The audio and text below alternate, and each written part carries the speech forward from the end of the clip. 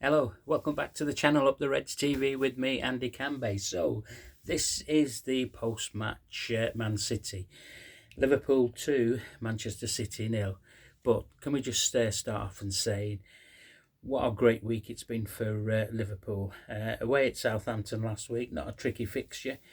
No fixture's tricky, and we came away 3-2 winners. And then the supposedly European giants of the European Cup.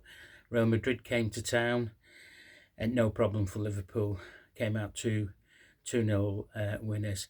And then we had the English champions from last season rock up at Anfield, and again, no problem for Arne Slot and his team.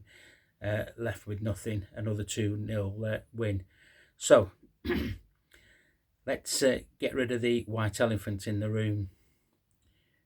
Other fans from other clubs, including Man City and Real Madrid, were saying that their squad had injuries.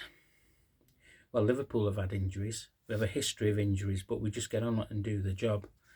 We had two not in the squad today. Obviously, one of them would have been starting, maybe two, in Conor Bradley and Ibu. In fact, if I could go a third, it could have been Alisson Becker. So, but do you know what I like about Arnie? He just doesn't. He doesn't want to talk about injuries. Every team has them. It's how you adapt to them. Look what he did today. Joey Gomez comes in. Trent has a good 70, 75 minutes. And then Jarell Quansah goes and plays right back. Everybody is singing from the same hymn sheet if you're a churchgoer. Because today, although Wednesday's game against Real Madrid was good, very, very good, today we were outstanding. Because we controlled the game in large patches from start to finish. Yeah, City had to come out second half. But you know what? We never panicked once. We kept our shape, we kept our discipline, we looked after the ball when we needed to look after it. Okay, one indiscretion by Virgil, who I named as my man of the match, and when he tried to do a Cruyff turn, and De Bruyne nearly got him, but he was there to get him out of the mire. Yeah, Queen Kelleher. So, but yeah, I thought today's performance was outstanding.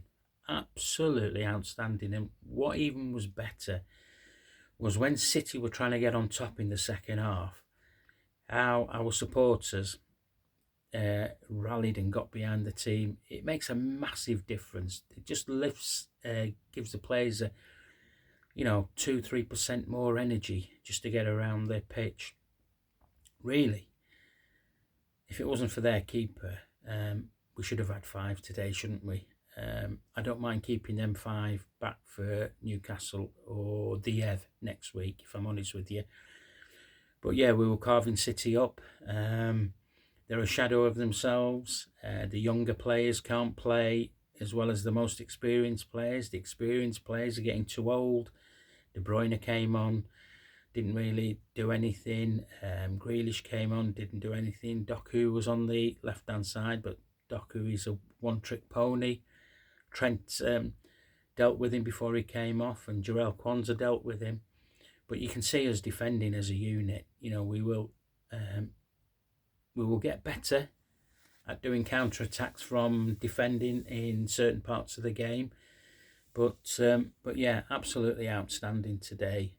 I was never worried, or I've never been worried all week leading up to this game. I said that in my pre-match video, that we would beat them 2 or 3-0. I picked the same team that was starting today, so but the players were magnificent today. And on again, making the substitutions at the right time. Curtis coming on, controlled.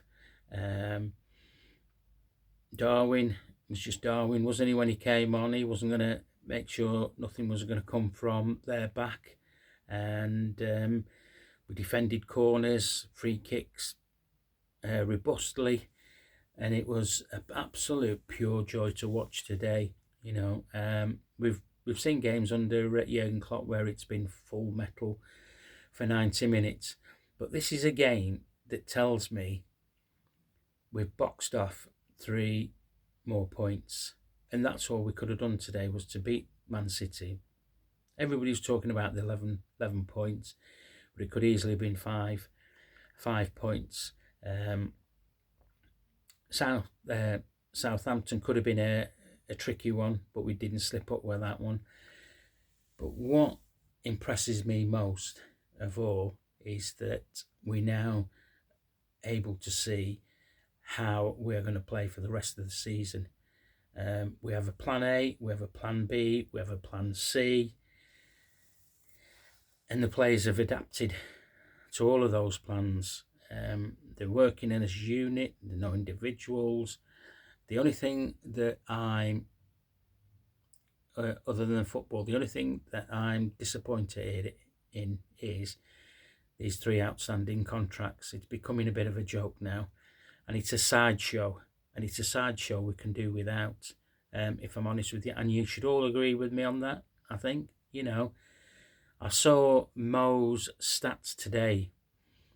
Under Arne Slot, he has better stats than he did under Klopp last season. Improving stats, you know. So give the fellow what he wants. I say now, I'm on board with that. You know, he's the fittest. He's still got it. The way he ran City ragged, I mean, he should have had 2 goals maybe himself when he was clean through as well, and he put it wide. So, but when we got the pen, I had no problems with him tucking that away. So, I mean, the first goal, absolutely outstanding. The ball by Trent, and he just got onto it, and apparently he was saying it's a training ground thing that they do, which is absolutely brilliant. You know, to see something come off the training ground is great. But yeah, and the second goal, defo pen. What surprises me, the City team, they're arguing amongst themselves. When they concede goals, they argue with the referee on every free kick. Silva is a little rat. How he stays on the pitch, beggars believe sometimes. He goes out kicking people. But saying that, we kept our calm, and we're outstanding from every position, which is great. I thought Rob had a really good game today. Next to Verge, I thought Gakpo was brilliant. Luis Diaz did a lot of running today, with maybe not trying to get anything until he won us the penalty. But he was a busy bee. Szoboszlai put the legwork in without. I mean, he had a couple of shots as well, didn't he? Maka is like the silent assassin in midfield. Yeah, so up front, you know, changes was made. 3 subs on, and we controlled it. 4, because Harvey Elliott came on, didn't he, for a cameo in the last few minutes. But yeah, you can see Sky News asking the players, you know, you must be thinking about winning it and this. And Virgil says, no, we just think about the next game. You know, we don't look at the table, we don't do anything, we just carry on doing what we can. So my question is, who's going to stop Liverpool? At this present time, Arne Slot's 20 games, 19 wins. Is it 21 games, is it? 19 wins, 1 draw, 1 loss, something like that. The records, absolutely unheard of at Liverpool. And he's breaking those records with this squad of players. I mean, he keeps saying, I've inherited a good squad from Jurgen. He praises him. But you know what? He's tweaked it to play a style that they are comfortable in, and that'll do for me. Absolutely do for me. Will that? Okay, if you like this video, please give me a like. Please subscribe to the channel. Please tell others to watch Up the Reds TV. These preview, post-match, and any other news that comes out from Liverpool Football Club I'll make a video about, or anything that is related to Liverpool. And just on a final note, it was good to see that I made a video about protesting about 11 days ago, that we should start protesting about the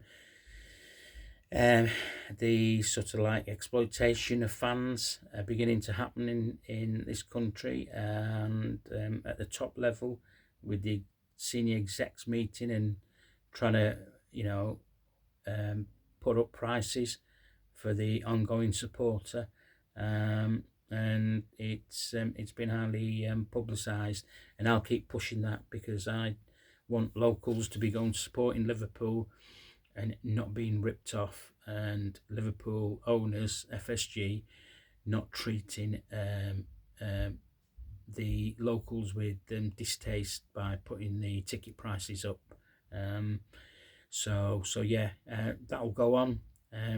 And if you want to know why we want a regulator in, that is the precise reason, to stop exploitations by the football clubs. Okay, that's enough from me. Let's have a couple of bevies on a Sunday, and let's enjoy another good week for Liverpool Football Club. Next one is on Wednesday against Newcastle, so I'll do a preview on the Tuesday. Up the Reds.